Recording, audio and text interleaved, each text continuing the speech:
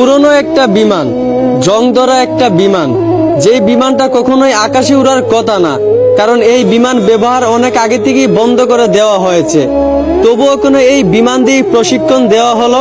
আর প্রশিক্ষণটা কেন কোটি কোটি মানুষের মাথার উপর দিয়ে দেওয়া হলো? কেন কোনো ফাঁকা জায়গা কি ছিল না? আরে ভাই, এটা কেমন দেশে আমরা বসবাস করি, যেই দেশে মানুষের জীবনের কোনো মূল্য থাকে না?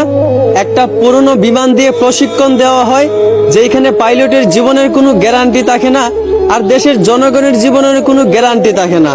শুধুমাত্র আপনাদের দুর্নীতির কারণে আজ কত কত মায়ের বুক খালি হয়ে গেল। যেই শিশু বাচ্চারা স্কুল শেষে মায়ের কোলে ফেরার কথা, সেই শিশু বাচ্চারাই স্কুলের ভিতর আগুনে পুড়ে মারা গেল। তার জবাব কি দেবেন আপনারা? আর মানুষও তোমরা কেমন, যেই পানির বোতল 20 টাকা করে পাওয়া যায়, বিপদের সময় সেই পানির দামটাও 600 টাকা। কেন ভাই, তোমরা কি মরবা না? আহা মানুষ, একটা কথা মনে রাখিও, সবারই একদিন বিচার হবে, কারণ আল্লাহ ছাড় দেন কিন্তু ছেড়ে দেন না।